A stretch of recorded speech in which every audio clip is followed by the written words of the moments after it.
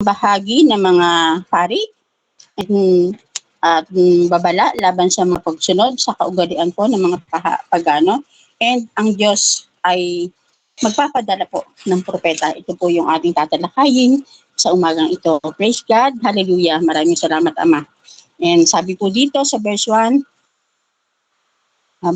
to 8 para mas madali pong unawain, susundin na natin yung kung paano talaga mas magiging madali para sa atin yung pagbubulay-bulay at mas maintindihan natin yung mga verse na nakapaloob po doon, And ito po ay nagmula sa verse 1 hanggang 8. Kung ano po yung nakapaloob doon sa mga verse na ito.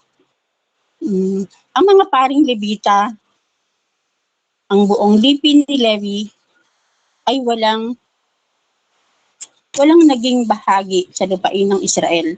Ang para sa kanila ay ang mga kaloob at handog kay Yahweh. Wala silang bahagi ng lupain tulad ng ibang mga lipin ng Israel. Si Yahweh ang kanilang bahagi, gaya ng kanyang pangako. Ang mga ito ay nakalaan para sa mga pari mula sa handog kay Yahweh, maging baka o tupa, ang mga balikat, ang mga pisngi at ang mga tiyan, ang unang ani ng mga pananim, ng alak, ng langis, at ang unang pinaggupitan ng inyong mga tupa.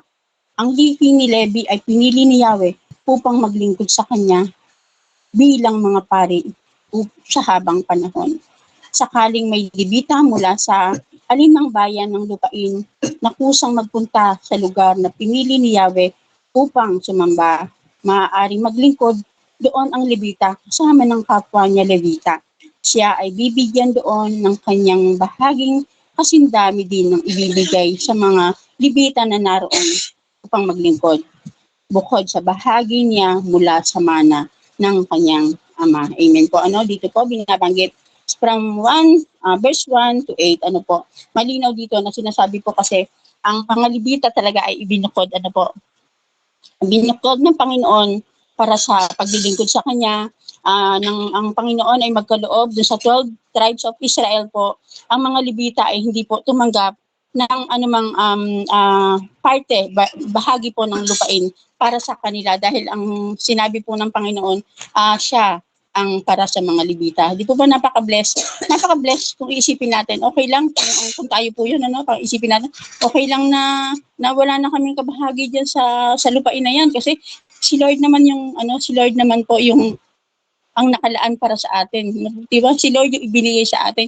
Yung kanyang sarili ang ibinigay niya po para sa mga Levita. Di po ba? Kaya sobrang blessed nila kasi kung ano ang lahat ng para sa Panginoon ay kabahagi po sila. Kaya naman kabilit-bilinan po rito na di po ba nabanggit ng Panginoon na huwag pababayaan ang mga Levita dahil ang mga Levita ay para sa kanya bilang maging tagapangalaga po ng kanyang templo. Ang sabi ko rito, base sa aking pagkakahimay-himay, ang mga pari po ang mga pari na nagmula po sa tribo ng mga Levita ay hindi nakatanggap ng bahagi sa lupain ng lupang pangako. Hindi po katulad ng mga 11 tribo ay hindi sila nabilang. Kaya yung 11 tribo lamang po ang nagkaroon po ng bahagi dun sa lupang pangako ng Panginoon po sa kanila. Nung sila po ay mailabas po ng Ehipto, nangako ang Panginoon sa kanila na pagdating nila sa lupang pangako dun sa promised land po sa bayan po ng Kanaan, ang mga Israelita ay ang mga Levita po ay walang kabahagi doon dahil ang kabahagi ng Panginoon, ang kabahagi ng Panginoon, yun po ang magiging kabuhayan po ng mga lingkod ng Diyos, which is ito nga po, yung mga Levita na sila yung mga tagapangalaga ng templo ng Panginoon.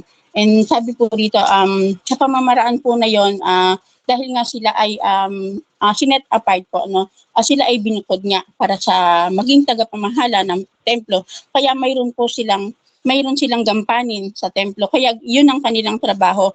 hindi sila maghahanap buhay, hindi sila maghahanap buhay. Ang kanilang mga sarili, i-dedicate po nila sa Panginoon. Kaya naman, ang nananagot po dun sa kanilang mga pagkain, kung paano sila mabubuhay, maging yung kanilang pamilya, ay ang yung pong mga handog na iaalay po sa Panginoon, dun po sila magiging kaparte.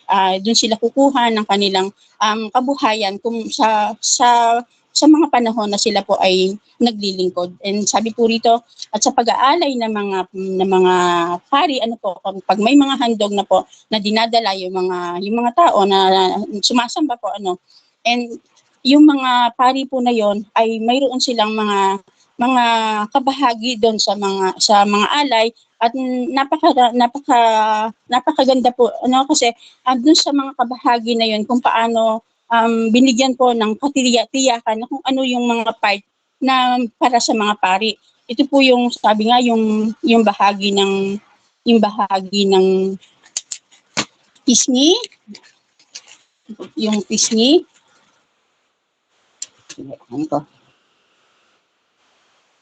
Yung kumbaga yung mga magandang parte po ng hayop, yung sa katawan ng hayop, kung ano yung mga magandang yung parte ng baka o tupa, ang balikat, ang pisngi, at yung tiyan, yung sa katawan ng hayop, kung alin yung malambot na parte, kung alin yung mataba, kung alin yung yung parang kung saan yung mas masarap na parte ng katawan ng hayop, o yun po yung sinabing para sa mga pari, di po ba parang pleasured pa rin sila, sila talaga ay hindi sila tinitipid, na doon sa bahagi na ipagkakalob sa Yahweh, yung part na mayroon talagang designated na part na para po sa mga kaparian, di po ba? Kaya isipin natin, blessed po ang mga Levita, kung isipin natin sa buhay natin, parang nanaisin din natin, ay na sana maging kagaya din kami ng mga Levita, kasi kung isipin natin, si Lord mismo, yung kanilang kabahagi, sino po ba yung Lord? Di po ba si Lord ang nagmamay-ari ng lahat ng narito, di po ba? Kaya kung isipin natin, napaka-bless nila kasi lahat ng mayroon sa kabahagi po sila, And sabi po rito,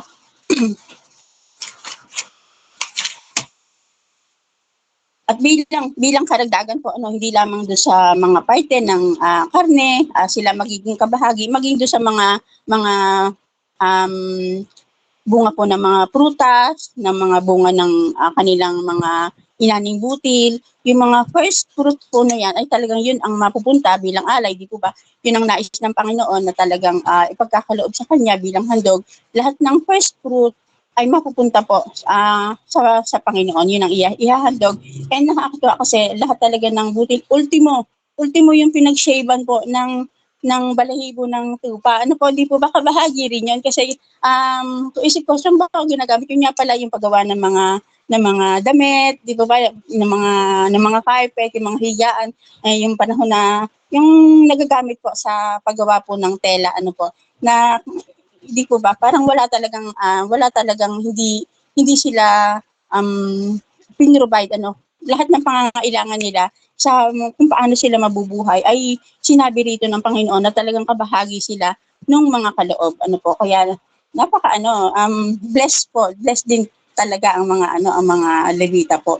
And sabi po rito ay bilang karagdagan sa kanilang kabuhayan, ang mga Israelita ay kailangang magbigay sa kanila ng unang bahagi ng kanilang mga aning butil, ng kanilang mga langis, ng alak, at maging sa mga pinaggupitan nung tupa ngayon.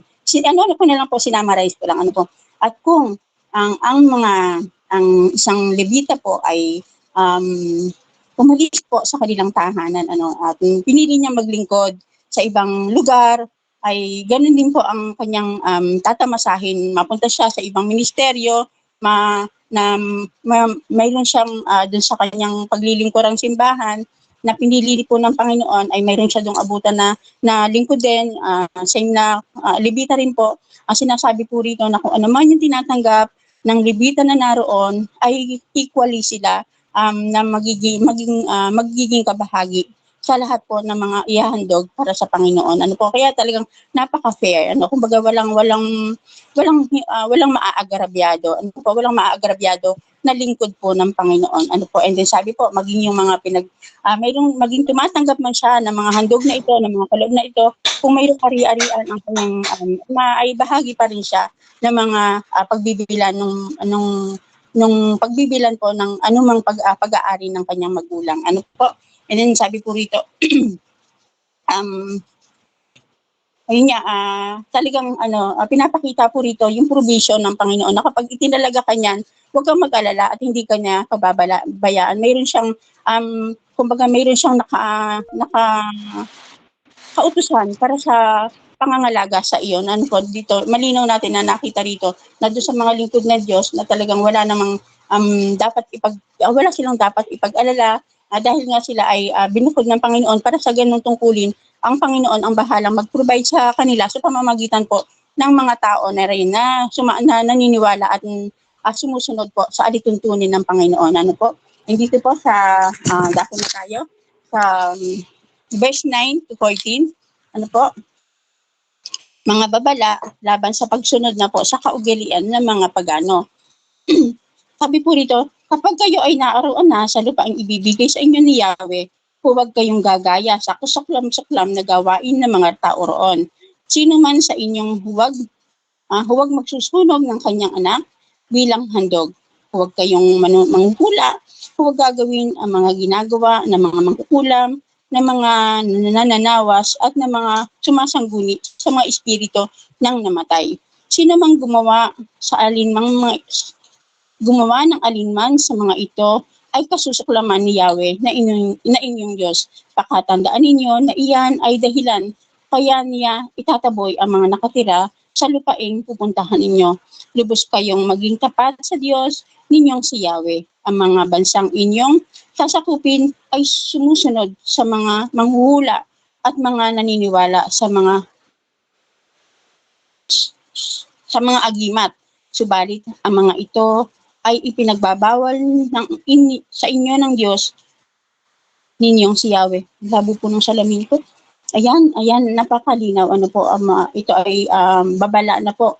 Winawarningan yung mga Israelita na kapag sila ay nakapasok na po dun sa lupang pangako ay talagang i-avoid nila yung mga kaugalian po ng mga pagano po, yung mga namumuhay talaga na naniniwala sa mga abomination practices. Ano po, ito po yung mga nagsasagawa ng mga kasuklam-suklam na ayaw talaga ng Panginoon, yung sumasamba sa mga Diyos-Diyosan, yung mga nagsasagawa ng mga sexual immorality, mga gawain po talaga ng mga pagano na naniniwala sila sa agimat, sumasamba sila sa nakikipag-usap po sila sa mga espiritu ng mga namatay. Ano po, na talagang ayaw ng Panginoon yun dahil ito talaga ay inabag sa kanyang kautusan. Ano po, and sabi po rito, bilang pagpapaalala po, sinabi ni Moses sa mga tao na nandun ako sa 15 to 19. Sabi po rito sa about nga doon sa pag-iwas po sa paggawa po ng mga kasuklam-suklam na nagawain na ginagawa po ng mga naroon sa lugar ng Kanaan. Sabi nga po, kaya yung mga bansa, yung mga lugar, yung mga bayan na nalagpasan na po nila, di po ba? Marami silang bayan na nalagpasan. Sabi po ay kaya nila nalagpasan yung mga yon kasi yung mga tao na yon, yung mga tao doon ay namumuhay na sumasamba sa mga Diyos-Diyosan. Kaya po niloob ng Panginoon na sila po ay masakop po at matalo talagang si Lord po ang nagsagawa noon para matapos matalo nila at masakop yung mga lugar na yon na makarating sila sa lupang pangako ay talagang niloob ng Lord kasi nga sila ay mga makakasalanan, sila ay gumagawa ng mga against sa kalooban ng Panginoon. Sila yung mga pagano po. Po? Then sabi nga po rito, hindi dapat sila masangkot. Itong mga Israelita na ito ay hindi dapat masangkot sa mga ganong uri ng gawain. Ang mga taong naninirahan doon po sa Kanaan niya po ay talagang nilabag yung kautusan ng Panginoon, ano po, binaliwala nila yung nais ng yung kalooban ng Diyos. Kaya sila po ay talagang niloob ng Panginoon na talagang matatalo sila. Masasakop nila yung mga lugar na kung saan dinaanan po nila, ano. And ito rin po na mga Kanaan na to ay talagang darating yung panahon na talagang malilipol din po sila kasi ayaw ng Diyos.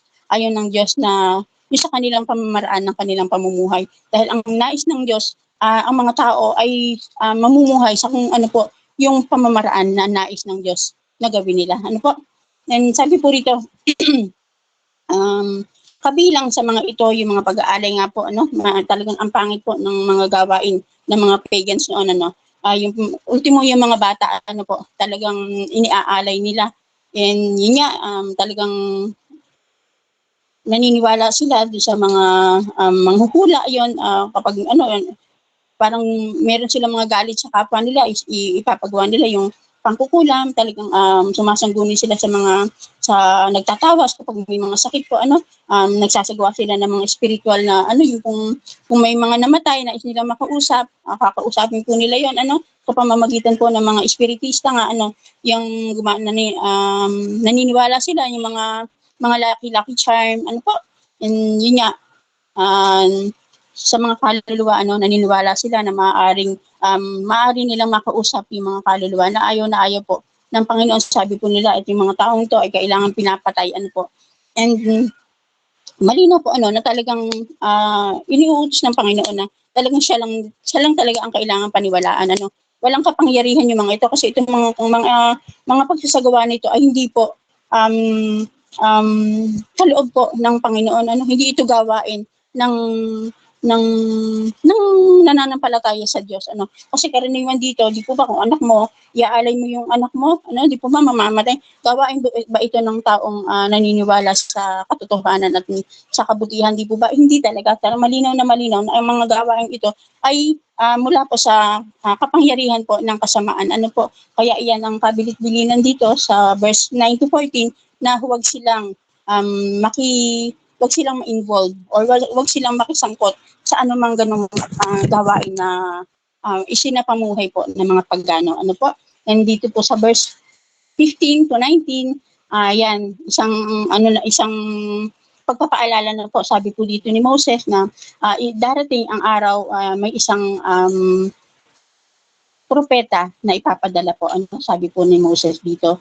And sabi po ay sinabi ni Moses sa mga tao na magpapadala si Yahweh ng propeta na katulad niya sa hinaharap. Amen po, ano? Kasi po parang base dito sa hindi natin binasa. Dali lang po, balikan natin. Binasa ko lang yun sa nagbigay ako agad ng paliwanag. Ang Diyos ang magpapadala ng mga propeta. Ayan pala. Sorry po na nagpunta ako agad sa pagpapaliwanag. Sabi po dito sa 15, mula sa inyo, si Yahweh na inyong Diyos ay pipili para sa inyo ng isang propetang katulad ko. Dapat kayong makinig sa kanya. Amen. Ito ang kasagutan sa hiling ninyo kay Yahweh nang kayo'y nagkakatipon-tipon sa Sinai. Ang sinabi ninyo, huwag mo nang iparinig pang muli sa amin ang tinig ni Yahweh, ni ipakita ang kakilakilabot na apoy na ito sapagkat iiyak na mamamatay kami. Tiyak na mamamatay kami. Sinabi naman niya sa akin, tama ang sinabi nila. Amen po. Ano? Di po sinabi ni Lord sa kay Yahweh. Tama yung sinabi nila.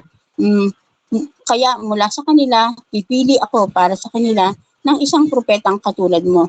Sasabihin ko sa kanya ang aking kalooban at siya ang magsasabi nito sa mga tao. Sino mang hindi makinig sa kanya na nagsasalita para sa akin ay mananagot sa akin. Ngunit ang sino mang propetang magsalita para sa ibang Diyos o kaya'y magkunwaring nagsasalita para sa akin, subalit hindi ko naman inatasan, ang propetang tulad niyon ay dapat patayin. Amen po. Ito nga yung mga bulaang propeta upang matiyak ninyo kung sinabi ng propeta ay galing kay Yahweh o hindi. Ito ang palatandaan kapag hindi nangyari o nagkatotoo ang sinabi niya. Iyon ay hindi mula kay Yahweh. Ang mensahe niya ay gawa-gawa lamang niya. Huwag ninyo siyang katakutan. Amen po. Talagang dito, yan na nga po. Yun nga, yung paalala ni Moses sa mga tao na darating yung araw na magpapadala ang Diyos ng propeta po.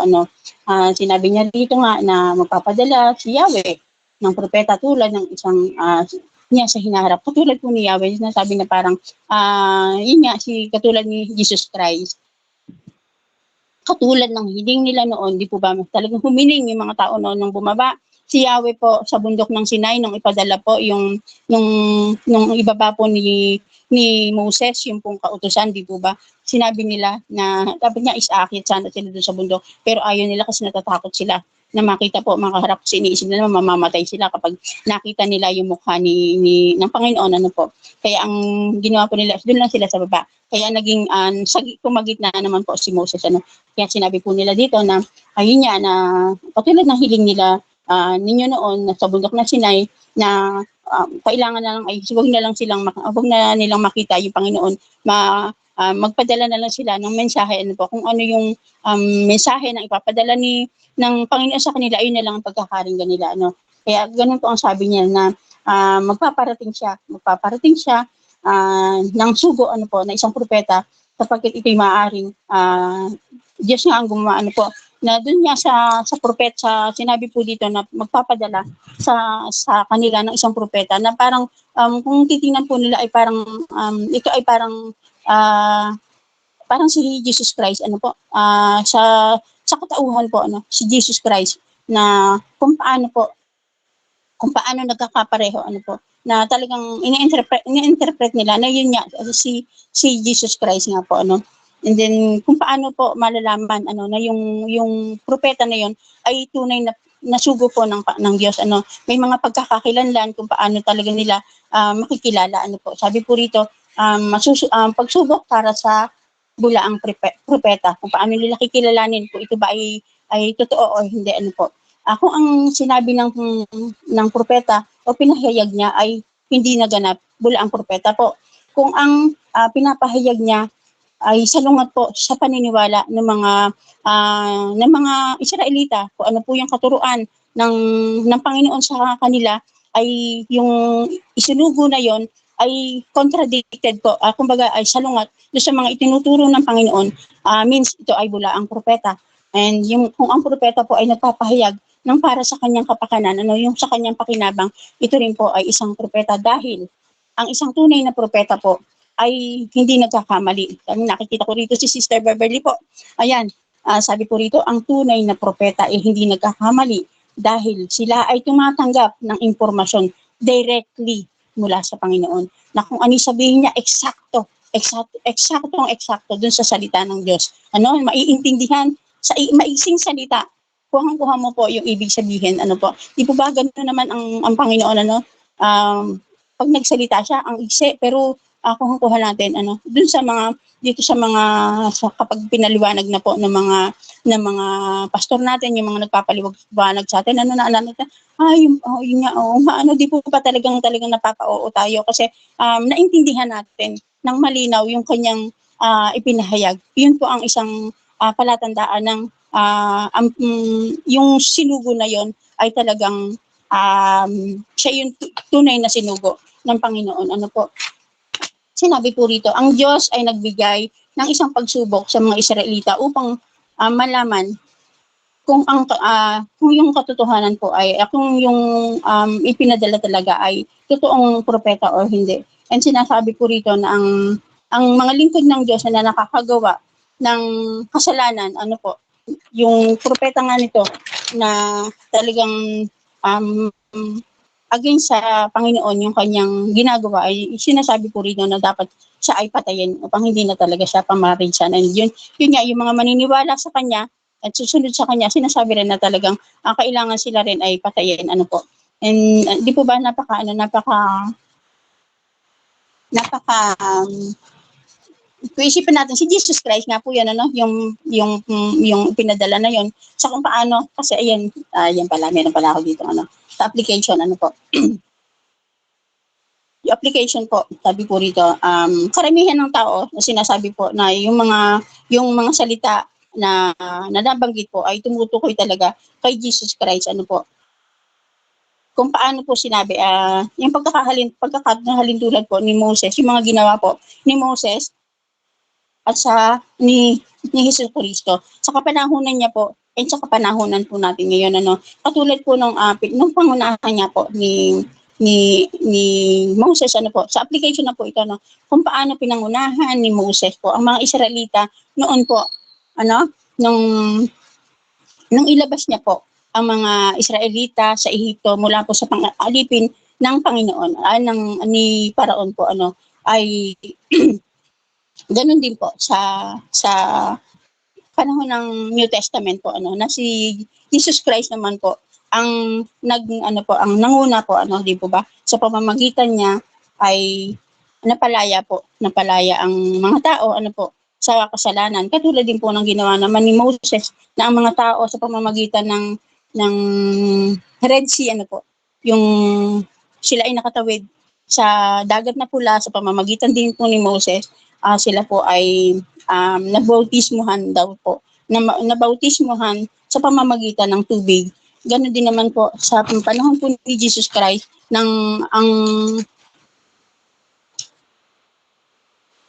mga tao po ay nabautismuhan po sa pamamagitan ng tubig, ano po, ay talagang naligtas sila mula po sa pagkakabigkis po sa kasalanan, ano po.